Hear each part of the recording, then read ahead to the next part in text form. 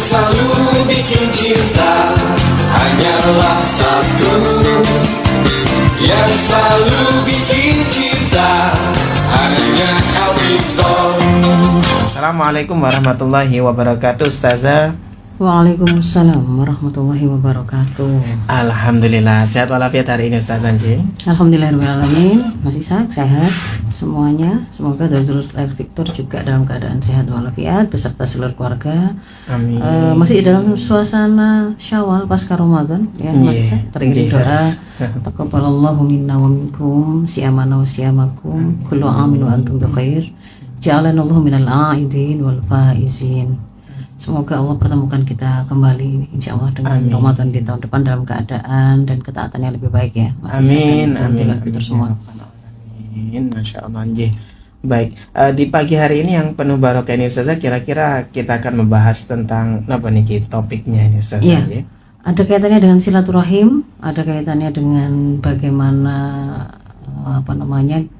sebagai orang tua itu memberikan perlakuan kepada anak-anaknya. Jadi terinspirasinya itu Mas Ishak pada waktu hari raya itu ya, saya melihat ada postingan yang cukup viral pada waktu itu Mas Ishak ya.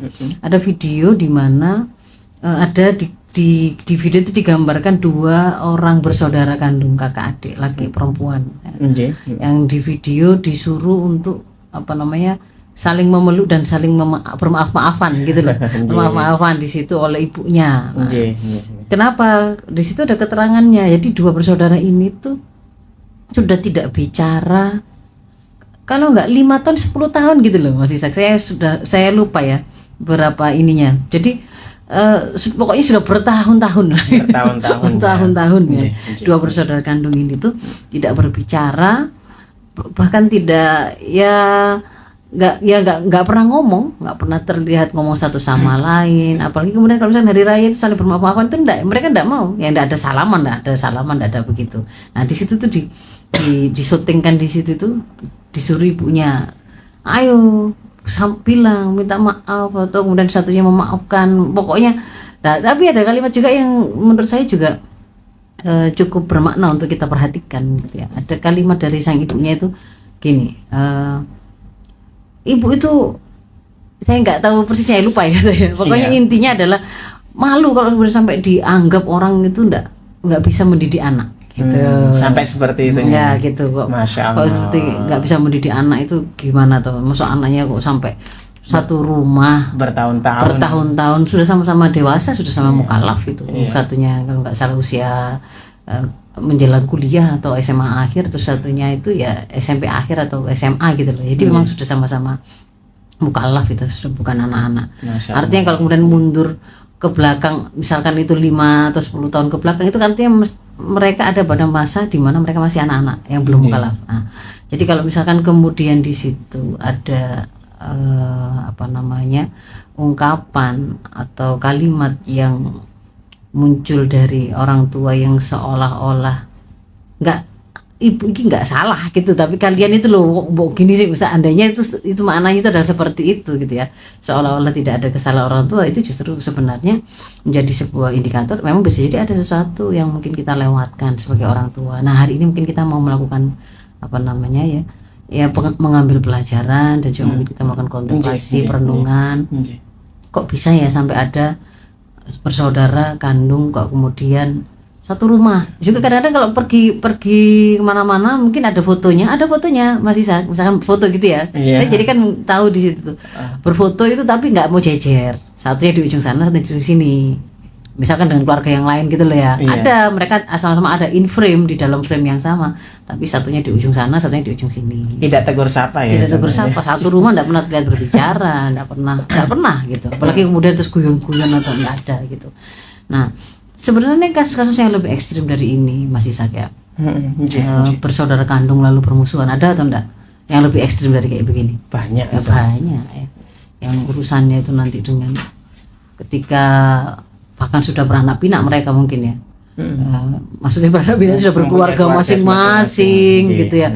Itu kemudian ternyata malah saling berkasus sampai menggugat di pengadilan, mungkin ada yang sampai kemudian berniat saling menyakiti atau bahkan melakukan kriminalitas kayak saling membunuh atau mencelakakan, kan sampai ada yang begitu. Karena rebutan warisan kah, karena kemudian merebutkan kepemilikan tertentu kah, ya ada konflik yang tertentu. Nah, itu adalah fenomena yang mungkin saja terjadi gitu ya, dan memang faktanya hari ini kita melihat itu juga terjadi pada di tengah-tengah masyarakat kita, bahkan meskipun mereka muslim begitu. Nah, gimana yang seperti ini seperti apa, adakah cara untuk kemudian kita mencegahnya begitu ya, supaya tidak terjadi situasi persaudaraan yang seperti itu, dan agar kemudian bersaudara kandung itu yang memang penuh dengan kasih sayang gitu ya. Nah, seperti apa? Yang pertama memang tentu saja Mas Ishak, itu kuncinya itu adalah ada pada orang tua.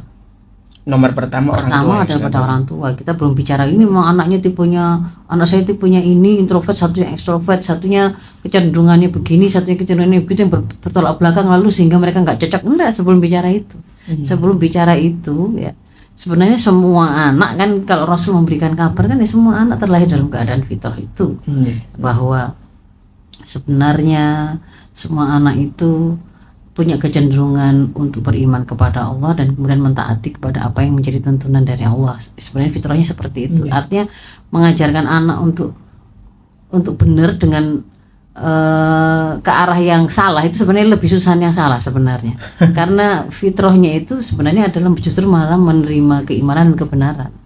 Ya, itu anunya apa yang disampaikan oleh Rasul ya. Dan kemudian disampaikan bahwa kedua orang tuanya lah kan yang kemudian akan menjadi orang pertama atau pihak pertama yang memberikan goresan. Nanti anak itu akhirnya dari fitrah lurusnya yang mestinya itu beriman pada Allah akan berubah jadi Yahudikah, Nasranikah, Majusikah. Itu kan dikatakan di situ adalah fa'abawahu, kayak kedua orang tuanya. Peran kedua orang tuanya. Maka memang di situ ada sebuah tanggung jawab besar yang memang diemban oleh para orang tua, sehingga memang mendidik anak, menyiapkan anak, membersamai sampai kemudian saatnya dia mulai dihitung sendiri amalnya, pilihan-pilihan sikap dan sifat yang kemudian dia ambil karena dia sudah mukallaf. Itu memang sebelumnya itu memang ada pada tanggung jawab orang tua untuk menyiapkan ya. Kalau nanti sudah mukallaf baru kan anak itu memang ada perhitungannya sendiri, tetapi sebelum mereka mukallaf itu ada perhitungan yang itu akan dilakukan oleh Allah kepada amal kita sebagai orang tua, orang-orang dewasa yang membesarkan atau menjadi wali mereka gitu ya. Nah, dalam hal ini sebenarnya kalau anak tidak hanya bersaudara ya dengan siapapun, kita itu kemudian sesekali berkonflik, sesekali ada masalah, itu sesuatu yang wajar, sesuatu yang alami. Karena manusia itu masing-masing itu memang diberi oleh Allah kan ada bekal ya, dia punya hawa nafsu ya, dia punya naluri untuk mempertahankan diri, ghorizatul baqa misalkan, yang salah satu penampakannya misalkan dia ingin memiliki sesuatu, dia ingin eksis, dia ingin dianggap, dia ingin lebih dihargai, dihormati. Dia juga punya ghorizatul nau ya, yang salah satu penampakannya adalah dia itu ingin menyayangi dan ingin merasa disayangi, ingin merasa berharga begitu kan ya, ingin mendapatkan perlakuan istimewa gitu ya, dan seterusnya. Itu memang bisa manusiawi dan bisa jadi satu sama lain. Itu ketika kemudian hendak memenuhi kebutuhan tersebut, juga kan ada kebutuhan jasmani juga ya, seperti butuh makan, minum, istirahat dan seterusnya. Ada juga kebutuhan privacy. Nanti kan ini kamarku kok dimasuki adikku, ini mainanku kok disuruh minjemin terus ke adikku, begitu kan. Itu kan contoh realnya nanti di lapang. Jadi yang bagaimana ketika kemudian melakukan pemenuhan terhadap kebutuhan-kebutuhan tersebut, sangat wajar kalau kemudian terjadi di situ konflik ya. Ada perlu manajemen konflik di situ. Ada unsur bagaimana orang tua kemudian awal memperkenalkan naluri-naluri tersebut dan bagaimana cara pemenuhan dengan benar, lalu membiasakannya dalam keseharian sampai akhirnya mereka itu ngerti, oh ini ada rambu-rambunya, ada aturannya misalnya begitu ya, yang harus kemudian mereka taati bersama ketika sebagai sebuah keluarga. Itu kan memang prosesnya sih sangat dinamis gitu loh Mas Isan. Karena yang kita atur, yang kita sedang bersamai ini bukan barang mati ya, tapi ini makhluk hidup yang masing-masing punya rasa, yang masing-masing punya nanti bawaannya sendiri-sendiri, suasana, ada pikirannya, ada suasana yang dialami oleh masing-masing juga berbeda, sangat ada banyak multifaktor yang berpengaruh. Jadi itu kita memahaminya wajar gitu ya. Tetapi kita sebagai seorang yang beriman bahwa ada Allah Al-Khaliq kita, yang dia itu mau mengetahui bagaimana yang terbaik untuk kita semua sebagai ciptaannya. Kita juga meyakini bahwa kalau kita nurut, kita taat kepada apa yang dituntunkan oleh Allah sebagai pencipta alam semesta, dunia, termasuk kita dan kehidupan ini, termasuk anak-anak kita, insya Allah konflik-konflik itu nanti akan bisa diselesaikan dengan cara terbaik, kan gitu kan ya. Kita yakin di situ. Yang kedua. Nah, maka berikutnya kan akan membawa kita itu, berarti kalau kemudian kita ingin agar mengajari anak, membersamai tumbuh kembang anak ini nggak salah sasak, nggak salah arah, nggak nyasar, maka berarti kan kita harus mengilmui gitu. Memang jadi orang tua itu memang butuh ilmu. Harus mengilmui, dan mengilmuinya itu akhirnya memang bisa dari mana-mana kita belajarnya, itu nggak harus kemudian melalui dari guru yang di dalam ruang-ruang kelas gitu. Ada kalanya kita belajar kesabaran bagaimana orang tua dengan anaknya itu dari orang tua yang lain gitu kan ya. Kadang-kadang kita juga belajar tentang bagaimana lebih berhati-hati dengan ucapan kita kepada anak, atau ketika kemudian kita belajar tentang ketidakadilan orang tua kepada anak, mungkin dari kita melihat kisahnya orang lain gitu ya. Nah, selama Ramadan dan Id ini juga di sosmed itu kan juga ada banyak sekali Mas Ishak yang berbagi kisah-kisah ketika mudik gitu ya. Bagaimana kemudian mereka menceritakan suasana ketika mudik. Itu ada kali perlakuan keluarga besar, ada kali perlakuan mertua dan ipar-ipar gitu ya. Ada kalanya kemudian bahkan perlakuan orang tua sendiri kepada anaknya, yang itu ternyata mereka ceritakan itu berbeda-beda gitu. Kadang-kadang berbeda-bedanya itu mengikuti, kalau mereka membawa sesuatu oleh-oleh atau kelebihan yang bersifat materi, kemudian sepertinya perlakuannya menjadi lebih baik, misalnya begitu ya, kelihatan lebih sayang, kita lebih dihormati, lebih disambut, dan seterusnya. Nah, itu situasi ketika sudah dewasa kayak begini gitu kan ya. Nah, tapi sebenarnya apa yang kemudian kita tadi mendapati ya, tadi kan saya katakan kita belajar itu bisa jadi bukan sekedar dari guru di ruang kelas. Kita membaca share-sharean teman-teman di sosmed kita yang seperti itu juga kita bisa ambil pelajaran kan ya. Seandainya kita itu kemudian bersyukur kita dibesarkan oleh keluarga yang nggak begitu cara memperlakukan orang gitu ya, sudah sesuai dengan tuntunan Rasul bahwa orang tua itu harus adil pada anak-anaknya, semua disayangi, dan seterusnya. Nanti kita akan juga tunjukkan. Tapi kita juga bisa belajar seperti itu yang menyakitkannya ternyata ketika seorang orang tua misalkan salah memperlakukan anak, kakak beradik yang itu sama-sama satu saudara, salah sedikit saja mengambil contoh, mengambil kalimat gitu ya. Ada kalanya kemudian kita membandingkan, ada kalanya kita begitu kadang-kadang kita tidak ngerti. Nah, itu perlu diilmui begitu. Tapi kadang untuk meraba rasa itu tadi kita bisa dapat dari kisah-kisah yang dibagikan oleh orang lain, atau kita melihat sendiri gitu ya. Atau mungkin kita sendiri pernah mengalami. Kalau kita punya anak banyak, waktu pulang ke rumah orang tua atau ke mertua, itu ternyata ada suguhan-suguhan itu hanya boleh untuk anaknya siapa, bukan untuk anak kita, misalnya begitu kan, ternyata kayak begitu gitu loh. Dilainkan ya, ternyata ada yang seperti itu. Mungkin kalau saya nggak menemuinya, tapi bahwa orang yang kemudian sampai ke saya kisah itu secara langsung menceritakan begitu memang ada gitu. Jadi dari situ kan saya juga mengambil pelajaran bahwa kalau meskipun kita tidak mengalaminya, tapi kita juga bisa ambil pelajaran dari situ gitu loh Mas Ishak ya. Nah, kenapa kok kemudian bisa terjadi yang seperti itu pada beberapa keluarga, dan misalkan seperti saya kok saya tidak menemukan itu gitu ya. Mungkin bisa jadi ada faktor ilmu tadi yang kemudian diilmui oleh orang tua saya atau nenek moyang saya begitu, yang kemudian kebetulan mereka berasal dari basic keluarga pesantren yang cukup memahami hal tersebut begitu dan kemudian berusaha mengamalkannya, sementara kemudian ada yang mungkin nggak ngerti begitu loh Mas. Nah dari situ kan kemudian bagi orang yang mengerti itu punya kewajiban, punya tanggung jawab untuk berusaha menyampaikan ya, ke yang lain. Nah, itu ya. Nah dalam hal ini bagaimana untuk membuat anak-anak kita itu tetap akur, bagaimana agar mereka itu tetap selalu dalam keadaan penuh kasih sayang. Yang pertama adalah yang sangat diwanti-wanti oleh Rasul itu ya, dan itu menjadi hak bagi anak, dan itu berarti sebaliknya jadi kewajiban orang tua. Itu adalah orang tua itu wajib berlaku adil Mas Isa kepada seluruh anak-anaknya. Wajib ya. Wajib berlaku adil. Adil itu tidak zalim. Adil itu secara istilah itu didudulmi ya, lawan dari kedoliman. Kedoliman itu berarti meletakkan sesuatu tidak pada tempatnya, tidak sebagaimana yang diminta oleh Allah untuk ditempatkan begitu ya. Ada kedoliman. Kalau ada pelanggaran terhadap apa yang dituntut oleh Allah, pasti itu jadi ketidakadilan atau terjadi kedoliman. Nah, dan adil ini yang dihukumi ini bukan yang berkaitan dengan rasa yang tersimpan di dalam hati ya. Kalau yang berkaitan dengan rasa di dalam hati, itu tidak ditampakkan secara zahir, itu sesuatu yang di luar kemampuan manusia untuk kemudian mengendalikan sama persis kadarnya. Misalkan ada kecenderungan orang tua itu kepada dia merasa anak ini kayaknya lebih gati ya, bahasa bakti gati, bahasa Indonesia apa ya, gati, perhatian ya. Mungkin dia merasa melayani. Nah, kalau ngomong sama anak ini, rasa di dalam hati sang orang tua itu lebih nyaman, ya, lebih nyaman.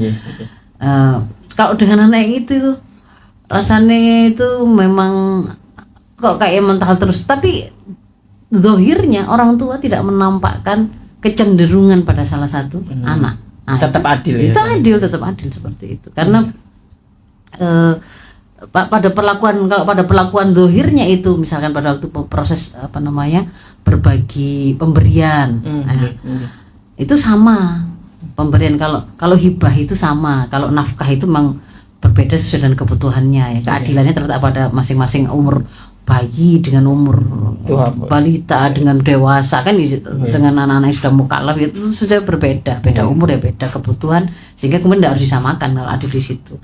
Tapi kalau misalkan pemberian, misalkan ya, ini bukan masalah waris gitu. Misalkan dia mau, orang tua itu punya kekayaan yang membuat dia bisa kemudian memberi hibah kepada anak-anaknya. Maka kalau kemudian ada satu yang diberi, harusnya kemudian yang lain juga diberi juga. Dan tidak boleh kemudian yang ini diberi terus hadiah, dimudahkan terus, dibantu terus. Sementara yang satu atas nama mendidik disuruh struggle terus, gak usah berharap pada orang tua, gak usah berharap pada ibu kuliah misalnya gitu ya. Yang ini dikuliahkan, yang ini gak dikuliahkan. Tapi sebenarnya sama-sama ada rezekinya gitu, tetapi memang perlakuan itu terlihat berbeda begitu ya. Misalkan ya, nah, kayak begitu itu berarti tidak boleh. Jadi harus ada keadilan begitu ya. Dan bahwasannya orang tua itu yang punya porsi untuk menjadi teladan, menjadi contoh bagaimana anak-anak itu belajar tentang memperlakukan saudaranya yang lain dengan keadilan dan juga dengan penuh kasih sayang dan kebaikan. Jadi pasti memang orang tua itu yang dicontoh dulu, karena nanti itu anak akan menduplikasi kan. Ya, menduplikasi. Kalau sejak awal dia itu selalu melihat bahwa kalau yang minta itu kakak pertama, seperti itu. Karena biasanya anak pertama itu mendapat porsi istimewa di hati orang tua gitu katanya gitu ya, misalkan gitu.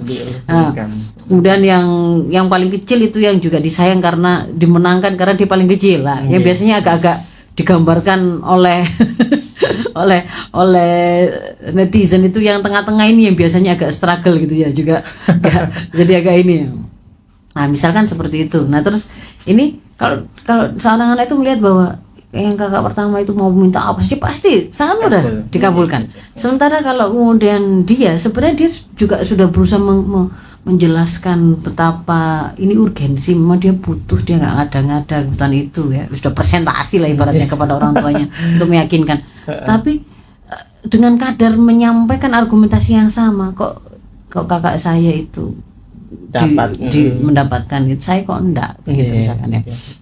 Jadi ketika itu sesuatu yang zahir dilihat oleh anak, nanti lama-lama sebenarnya dia itu bermasalah itu dengan perlakuan orang tua, tetapi efeknya Mas Ishak, dia bencinya itu kepada saudaranya. Karena di situ kan akan menimbulkan bibit-bibit iri, dengki, hasad, ya kan? Yang bikin siapa? Orang tuanya, gara-gara perlakuan yang tidak adil tadi, begitu. Nah, sekiranya kemudian apa yang diambil oleh orang tua, keputusan tadi itu, misalkan tuh menurut orang tua itu sudah adilnya begitu, tapi ternyata kok anak saya kok masih nerimanya kok seperti suatu ketidakadilan.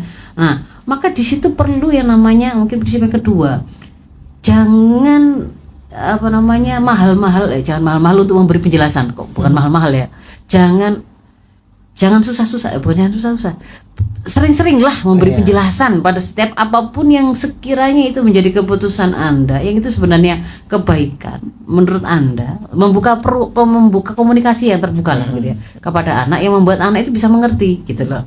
Kenapa sih kok misalkan kakak itu dibelikan mobil, saya minta motor saja nggak dibelikan, misalnya begitu. Yang kakak itu dikasih laptop, saya kok enggak, misalkan begitu ya. Bayangkan kalau kemudian keadilan itu harus semuanya sama persis begitu. Nanti kalau anaknya 6, mobilnya 6, siapa yang kemudian orang tua harus kemudian selalu sanggup seperti itu? Tidak gitu kan konsepnya. Tapi bisa jadi di situ memang mungkin orang tua yang kurang memberikan modal pemahaman untuk membuat anak-anak itu bisa mendudukkan yang namanya adil seperti apa, sayang itu bagaimana, apakah kemudian harus sama, apakah kemudian ini sebenarnya sebuah kecenderungan kepada orang tua kepada kakaknya atau bagaimana. Nah, di situ ditunjukkan. Misalkan kenapa kok kita beli mobil tapi mobil yang satu itu dipakai oleh kakak. Kenapa? Karena satu, kakak itu misalkan kuliahnya itu pulangnya itu ternyata malam-malam, saya nggak bisa jemput, gitu ya, nggak bisa begini, yang itu ada melewati tempat-tempat yang itu berbahaya. Bapak kan punya tanggung jawab untuk ini, itu perempuan sampai gitu ya. Kasih Allah penjelasan yang membuat memang logis, sesuai tuntunan syara'nya memang benar. Orang tua saya berarti nggak sedang mendolimi saya, gitu ya. Jadi itu nomor berapa tadi ya? Nomor 2. Jadi kan berbuat adil yang pertama wajib orang tua. Kemudian kedua itu buka ruang komunikasi untuk menjelaskan apa saja yang sekiranya memang anak itu masih belum bisa terima menurut orang tua itu kebaikan. Itu sekalian kan menginstal pemahaman gitu Mas Isa. Jadi harus terus disampaikan begitu. Kenapa kok kakak itu diantar jemput, saya malah disuruh naik Gojek sendiri, saya disuruh naik bemo sendiri. Padahal loh, kan saya lebih muda. Oh ternyata kan ada riwayat bahwa kakaknya ini itu mudah sakit, kecilnya itu begini. Dia itu kalau kena polusi sedikit begini itu akan sesak seperti ini, malah akan lebih membuat sengsara dan seterusnya. Kamu anak kuat, begitu kita harus ini masih saja dikomunikasikan, disampaikan begitu. Nah, kemudian yang berikutnya, yang ketiga, cara yang lain yang kemudian harus diperhatikan oleh orang tua supaya tidak terjadi sebuah merusak interaksi antar bersaudara ini adalah jangan pernah membanding-bandingkan. Jangan pernah membanding-bandingkan, sekalipun itu antar saudara, sekalipun itu bihusni niyah ya, sekalipun itu dalam rangka niat yang baik ya. Maunya memotivasi, nggak boleh gitu. Ada boleh gitu ya. Kalau itu membandingkan, kamu ini loh, kalian bandingkan itu kan ya, ada si A, ada si B. Satu kemudian ditunjukkan kebaikannya, satu berarti implisitnya dia tidak sebaik yang disebut baik tadi. Misalkan kakaknya gitu ya, kamu kok nggak bisa seperti kakakmu ya? Kakakmu itu kalau ibu sudah bilang begini itu langsung nurut. Kamu berarti kan implisitnya kan kakaknya nurut, adiknya pembangkang. Nah, itu bagi anak di balik kalimat itu juga ibu saya memuji kakak, ibu saya mencela saya. Lalu yang berikutnya, ibu saya menyukai, mencintai, menyayangi kakak saya, ibu saya tidak suka dan benci pada saya. Nah, itu begitu itu secara akhirnya otomatis ya. Akhirnya nanti itu kan juga sebenarnya adik dan kakak tadi itu tidak bermasalah awalnya. Tapi ketika kemudian terus-terusan kayak begitu ya, lama-lama dia juga melampiaskan sebenarnya jengkelnya pada orang tua. Itu kan tertanam dalam bawah sadar, kemudian membuat perlakuan dia kepada kakak ya Allah ya, ini memang kecintaan ibu gitu ya, kecintaan orang tua. Kalau saya ini memang begitu kan, akhirnya dia ya sudahlah, males gitulah membuka komunikasi dengan kakaknya dan seterusnya. Lalu yang berikutnya apa? Penuhi masing-masing kebutuhan anak ya sesuai dengan porsinya, sesuai dengan ininya, sesuai dengan haknya gitu ya, penuhi. Jadi kalau misalkan ya, meskipun ya sang kakak itu bajunya itu bisa dilungsurkan ke adiknya dan masih bagus-bagus gitu, selalu masih bagus memang, tapi ya mbok jangan kemudian sampai adik itu tidak pernah merasakan punya barang yang memang dibelikan khusus untuk dia, maksudnya bajunya, sepatunya, tasnya, masa semuanya itu lungsuran gitu ya. Dia kan juga punya tadi dia wariza bako atau keinginan untuk dianggap eksis, merasa dihargai, merasa berharga, pengen dikasih hadiah, juga mendapatkan hadiah, penghargaan, kan dia juga pengen sebagai dia gitu, bukan semata-mata terus selalu bekasnya kakak gitu, misalnya seperti itu ya. Itu juga sesuatu yang kemudian harus diperhatikan, meskipun seandainya pun kemudian itu ada lungsuran yang bagus ya, tetap saja dengan harus ada sebuah penyampaian orang tua yang kemudian menunjukkan ini baju ini masya Allah gitu ya. Jadi tunjukkan bahwa kenapa kok masih diberikan itu, meskipun itu tinggalan dari kakaknya, lungsuran dari kakaknya, tetapi ini cukup bagus, harus tetap disyukuri.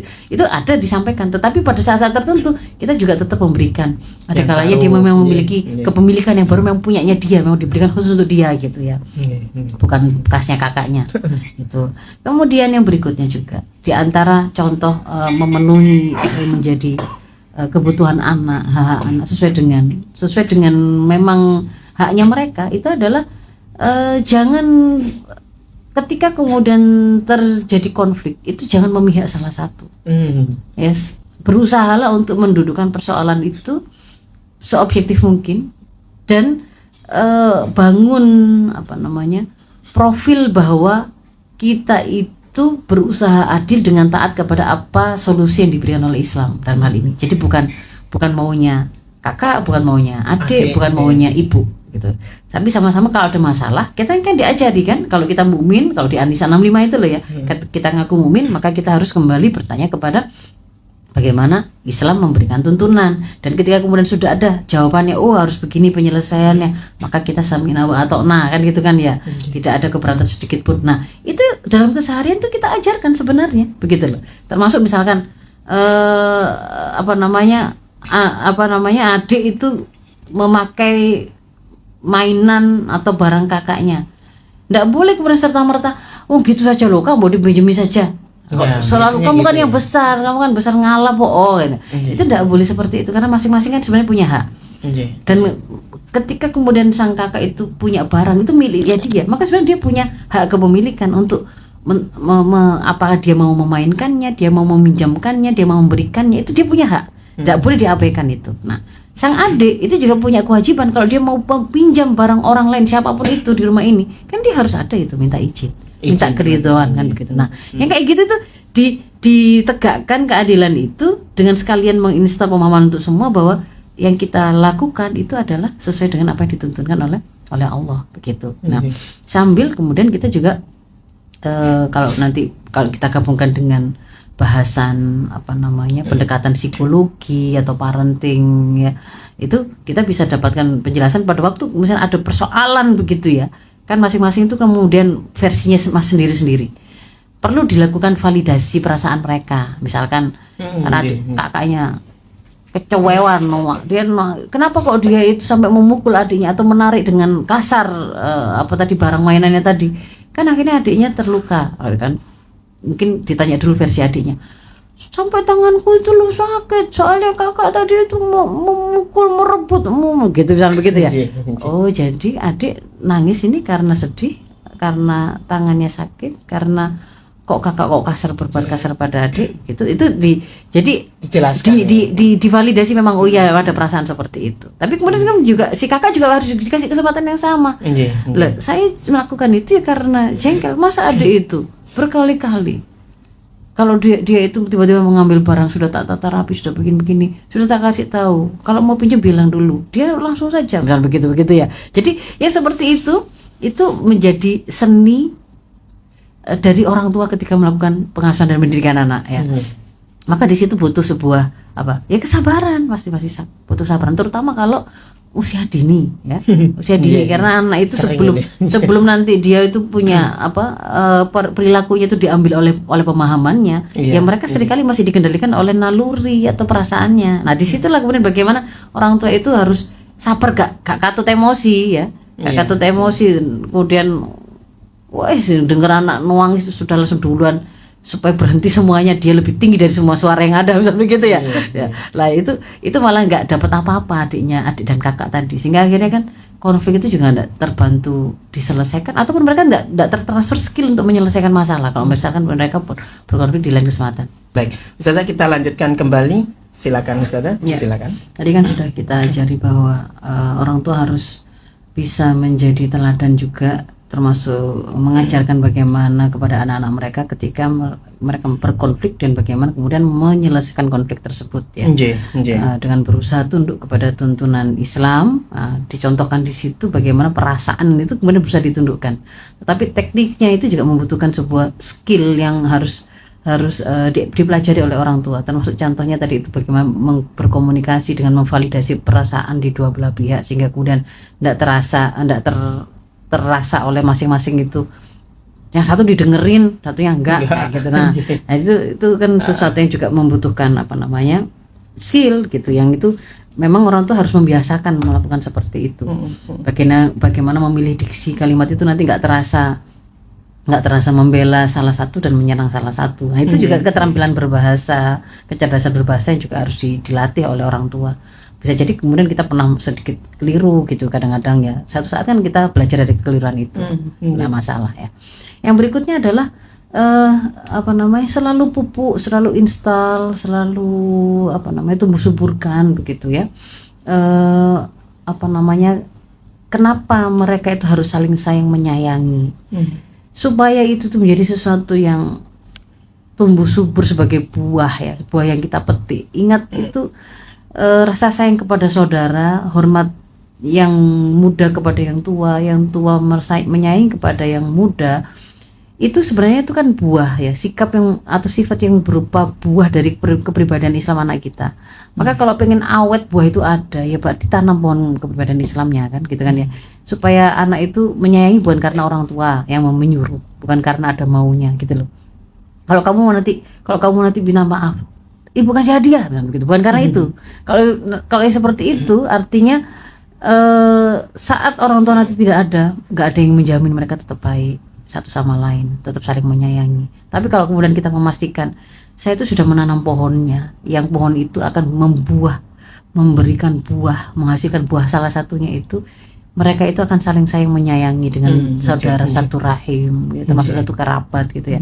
Nah itu gimana, dengan cara apa? Install pemahaman yang harusnya mereka kuasai, mereka punya, yaitu merupakan tuntunan Islam. Misalkan kalau terkait dengan hak bersaudara ini adalah Rasul di dalam hadisnya ya, Imam Tirmidzi kan pernah menyampaikan begitu, laisa minna laisa minna malam yarham saghirona wa yuwakir kabirona, bukanlah golongan kami gitu ya kalau ada orang yang dia itu tidak menyayangi yang lebih muda dan tidak menghormati yang tua. Artinya kalau kita mengaku mukmin, kita mengaku muslim, itu diajarkan menjadi kewajiban bagi kita untuk kalau kita itu posisi orang yang lebih tua, kita harus menyayangi kepada adik-adik kita, orang-orang yang lebih muda dari kita. Kalau kita itu posisinya adalah orang yang lebih muda. Kita itu harus menghormati mereka-mereka yang lebih tua, termasuk kakak-kakak kita. Nah, ini selain diinstalkan pemahamannya, itu kemudian waktu sehari-hari berjalan gitu ya, misalkan kita sekali pernah mendengar adik itu kemudian ngomong dengan kakaknya itu dengan sangat kasar misalnya begitu. Nah, kita kemudian bisa menyampaikan, Dek, bicara sama siapa? Sama kadang-kadang anak-anak kita saja loh ya, kadang-kadang itu mungkin terbawa ngomong-ngomong sama temannya gitu, ketika ngomong sama ibunya itu terus kebawa kasar gitu ya, keras gitu. Kadang-kadang saya juga begitu. Anak saya tanya, Mas Hafid bicara sama siapa? Dia langsung sadar ya. Bicara sama Umi memang seperti itu dah, anak soleh itu. Anak soleh kalau bicara sama uminya seperti itu. Padahal kalau Allah mengatakan bicara ke orang tua itu harus dengan qaulan karima. Fala taqul lahu ma'uf. Mau ngomong, ya kau ini kok malah Waduh, begitu ya. Nah, bicara sama siapa ya? Kadang-kadang kayak begitu. Nah, sama dengan ketika kemudian kita sehari-hari gitu mendengar kok kakaknya kok sepertinya enggak sayang ke adiknya, ya kita ingetin. Kalau adiknya kok kelihatan enggak hormat pada kakaknya, diingetin gitu loh ya. Jadi seperti itu diinstal terus menerus. Nah, termasuk juga kemudian apa namanya ya? Kalau misalkan kemudian mereka itu ada kita membaca mereka ada situasi sedang kok mulai nggak kelihatan kok bermasalah gitu ya, bantu jadi fasilitator kalau mereka nggak bisa mereka nggak bisa mengendalikan atau menyelesaikan sendiri. Kalau misalkan sudah sejak kecil kita tuh kasih dia mereka ini kemampuan untuk menyelesaikan, saat nanti besar kan mereka bisa menyelesaikan. Tapi kalau kemudian kita melihat kok ini sudah nggak ngomong, ini setahun ini kelihatannya nggak pernah ngomong, kelihatannya menghindar, kelihatannya anak-anak sudah besar tapi kok mereka nggak bisa menyelesaikan, ya orang tua ya jangan membiarkan toh sampai 5 tahun itu ya keterlaluan. Berarti kan dia di situ mereka itu butuh begitu loh, butuh untuk kemudian difasilitasi. Ya orang tua bantu di situ begitu ya. Mungkin ada kalanya itu memang mereka nggak bisa memulai pembicaraan itu karena sikap orang tua sebelumnya yang ketika membesarkan pada waktu adik mau nerangkan atau kakaknya memberi penjelasan, sudahlah begitu. Jadi akhirnya mereka juga males gitu, membuka program. Nah itu disitulah kemudian kalau kami memesankan untuk kita semua ya, orang tua itu sangat berpeluang untuk melakukan kekeliruan kepada anak-anaknya, sehingga kalau kemudian kita menemukan anak saya kok begini sih, kok nggak sesuai dengan harapan saya, kok malah mereka itu bermusuhan dengan saudara. Pertama yang harus dilakukan oleh orang tua itu kita dulu taubatan nasuha. Pasti ada lah salah-salah kita itu. Jadi jangan kemudian merasa maksud ibu nggak ngajari, maksud ibu dianggap dikira orang nggak bisa mendidik anak-anaknya. Loh, jangan sibuk sama pandangan orang dulu gitu ya. Mungkin bisa jadi memang ada kesalahan yang kita lakukan, taubati dulu saja. Kontemplasi diri. Iya, kontemplasi dulu, taubatan nasuha. Kita meminta ampun kepada Allah. Kita kalau memang dulu memang pernah ada satu kekeliruan, berarti kita hentikan, nggak kita ulangi, kita sesali. Kalau ada hak Adam, anak-anak kita yang mungkin dulu pernah terampas karena kesalahan kita minta ridho mereka kan. Itu nanti akan jadi jalan kebaikan daripada terus nganggep anak-anakku nah gitu, kamu itu gimana sih udah besar-besar kok. Selain begitu tuh ada kalimat minta maaf dulu lah sebelum harapan kepada anak-anak kita, sampaikan dulu, siap ibu minta maaf seandainya mungkin dulu ada salah ini begini gitu ya, baru kemudian sekarang coba dengan saudara sendiri dimaafkan. Nah baru gitu, jadi jangan hanya menuntut tapi kita lupa ada hak anaknya juga ternyata dulu pernah kita abaikan dan itu mencetak mereka gitu. Oke, itu masih saya. Masih ada kesempatan dah? Ada kesempatan untuk pertanyaan mungkin Ustazah? Ya, silakan. Ya, dari Pak Didi di Medayeng ini ya. Assalamualaikum warahmatullahi wabarakatuh. Ustazah mau tanya, apakah membentak anak dapat membuat anak berkurang kecerdasannya? Ya, itu soalnya gara-gara ada banyak meme gitu loh. Meme gambar-gambar yang langsung ada keterangan singkatnya, membentak langsung membuat sel-sel otak, sel-sel saraf anak itu menjadi rusak mati. Ya, itu sesuatu yang terlalu mensimplifikasi sebenarnya ya, menyederhanakan. Nggak langsung kayak begitu, tetapi ketika pola asuh itu anak itu bolak-balik dibentai gitu ya, padahal dia itu belum, terutama ya pada anak-anak yang memang dia belum pepek kemampuan berpikirnya. Ya. Memang dia itu nggak ngerti itu salah. Anak kecil umur 3 tahun keluar dari kamar mandi langsung lari ke preset tibo gitu ya. Itu bukan karena dia itu nakal. Nggak ada konsep nakal di situ tuh. Dia itu nggak ngerti gitu loh, bahwa dia itu harus aware dengan apa yang dia lakukan, dengan lingkungannya, kaki basah dengan tidak basah, lantai basah dengan tidak basah, itu ada implikasinya. Itu kan belum pokok pemahamannya itu, belum masuk ke sana begitu loh. Nah dia kemudian mengalami seperti itu, nah dia ada kesempatan untuk belajar gitu ya. Jadi kalau anak itu belum memiliki kemampuan berpikir dan memahami secara sempurna, hak mereka dibantu untuk paham.